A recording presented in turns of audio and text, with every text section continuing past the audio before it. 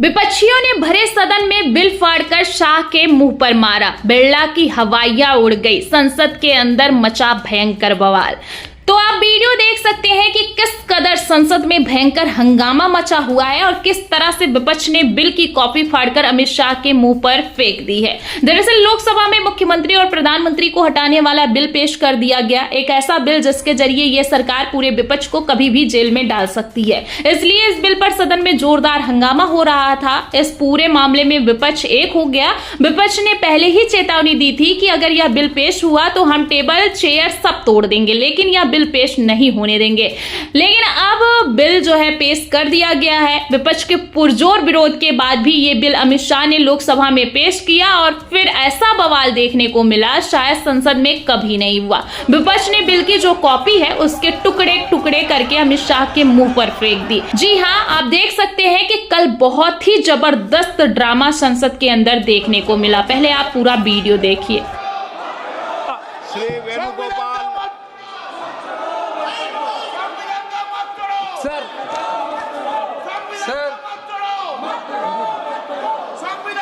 Sir, I rise to oppose the introduction of the Constitution Amendment Bill 25, the Government of Union Territory. Sir, this bill is to sabotage the federal system of this country. This bill is to sabotage the basic principle of the Constitution of this country. Sir, BJP people are telling this bill is to bring morality in politics. Can I ask a question to the Honorable Home Minister? When he was the Home Minister of Gujarat, he had been arrested, sir. Whether he took the morality of that point of time? ये विषय नहीं है, morality of that point of time? गृह मंत्री जी, आप मुझे सुनो जरा, मुझे सुनो, गृह मंत्री जी, मुझे सुनो ना, पहले बैठ जाओ। हाँ, गृह मंत्री जी। माननीय अध्यक्ष जी, मैं रिकॉर्ड क्लियर करना चाहता हूं। मुझ पर झूठे आरोप लगाए तब अरेस्ट होने के पहले मैंने नैतिकता के मूल्यों का हवाला देकर इस्तीफा भी दिया और जब तक मैं कोर्ट से निर्देश नहीं हुआ कोई संविधान पद मैंने स्वीकार नहीं किया। ये क्या सिखाते हैं नैतिकता में? मैं तो इस्तीफा देकर गया था और मैं तो चाहता हूं कि ये नैतिकता के मूल्य बढ़े। हम ऐसे निर्लज्ज नहीं हो सकते कि हम पर आरोप लगे और हम संवैधानिक पद पर रहें। अरेस्ट के पहले मैंने इस्तीफा दिया है। माननीय सदस्य, आप बिल पर बोलिए।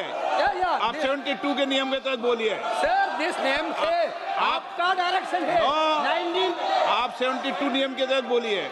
Sir, लाइक नहीं है सर। नियम के तहत बोला आप 72। सर, this आपका डायरेक्शन है 19A, 19B। हाँ है। Chapter on call भी है। हाँ। Very clearly telling at least 1 week notice is needed for introduction of bill. Sir, I am telling that this bill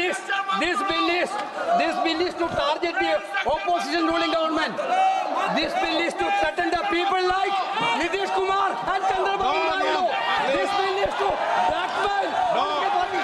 Sir, out of sir, my point one. आप माननीय सदस्य, आप 9 चलिए। धर्मेंद्र प्रधान जी बोलना चाहते हैं? प्रधान नहीं यादव, आपके मेंबरों को बिठाओ।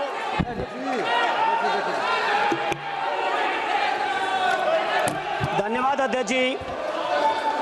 मैं ये जो तीनों विधेयक आए हैं, संविधान का 130वां संशोधन विधेयक 2025, 1 मिनट, संघ राज्य विधेयक, देश देख रहा है आपको, संघ राज्य शासन विधेयक 2025, जम्मू कश्मीर पुनर्गठन विधेयक 2025, इन तीनों का माननीय अध्यक्ष जी अपनी पार्टी, अपने नेता आदरणीय अखिलेश जी की ओर से पुरजोर विरोध करता हूं। और विरोध इसलिए करता हूं माननीय गृह मंत्री जी, बहुत नैतिकता की बातें कर रहे हैं आपने भाषण दिए थे चक्की पी सिंह महाराष्ट्र में, जिनको लेके डिप्टी सीएम बना के घूम रहे हैं आप। इसलिए अध्यक्ष जी मैं इस मौके पर कहता हूं ये बिल संविधान विरोधी, मूल अधिकार विरोधी,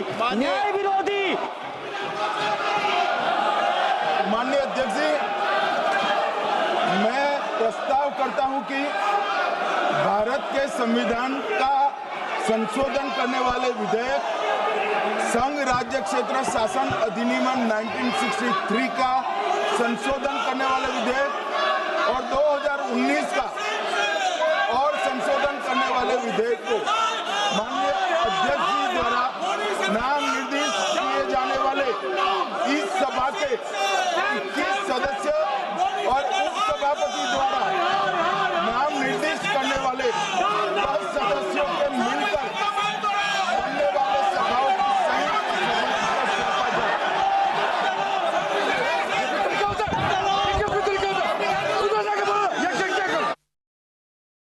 तो देखा आपने किस तरह अमित शाह बिल पढ़ ही रहे थे कि तभी उन पर बिल की कॉपी फाड़कर फेंक दी गई। इस पूरे मामले में विपक्ष एक हो चुका है, क्योंकि विपक्ष को तो पिछले 11 सालों से लगातार टारगेट ही किया जा रहा है। ईडी सीबीआई के जरिए बहुत ही आसानी से अब जो है विपक्ष को निशाने पर ये सरकार ले लेती है। ऐसा शायद ही कोई राज्य हो जहां पर ईडी सीबीआई के छापे ना पड़े हो। तो ये बहुत आसान हो जाएगा इस बिल के बाद। किसी भी राज्य में जहां चुनाव होने वाले हैं वहां विपक्षी मुख्यमंत्री को टारगेट करेंगे, उन पर आरोप लगाएंगे, और अगर 30 दिन तक वो मुख्यमंत्री या मंत्री हिरासत में रह चुके हैं तो उनको 31वें दिन जो है इस्तीफा देना होगा। इसलिए इस पूरे मामले को लेकर विपक्ष साफ तौर पर कह चुका है कि वह किसी भी हाल में इस बिल को पास नहीं होने देगा। आपको बता दें कि इस बिल में है क्या, तो इस बिल में जो है ये प्रावधान है कि चाहे प्रधानमंत्री हो, चाहे मंत्री हो, चाहे मुख्यमंत्री हो, अगर उन पर कोई भी ऐसे आरोप लग गए हैं जिसके बाद उनको 5 साल की जेल हो गई है और 30 दिन वो जेल में रह भी ले हो, तो मतलब 30 दिन अगर उनको हिरासत में रख लिया गया है तो 31वें दिन उनको मुख्यमंत्री पद से या फिर जिस भी पद पर हैं वो उनको स्वयं से इस्तीफा देना पड़ेगा अपने पद से। तो आप समझ सकते हैं कि ये किस तरह का बिल है और किस लिए विपक्ष इसका विरोध करने के लिए मजबूर है, क्योंकि किसी भी तरह से विपक्ष के किसी भी मुख्यमंत्री या मंत्री पर आरोप लगाए जाएंगे, चाहे वो आरोप सिद्ध हो या फिर ना हो। अगर वो 30 दिन तक हिरासत में रह लिया है तो उसको अपने पद से इस्तीफा देना पड़ेगा। इसलिए इस बिल का इतना जबरदस्त विरोध हो रहा है और आगे कुछ भी अपडेट जो होगा वो हम आपको बताते रहेंगे। फिलहाल इस खबर पर आप सभी का क्या कहना है, कमेंट में अपनी राय जरूर दें।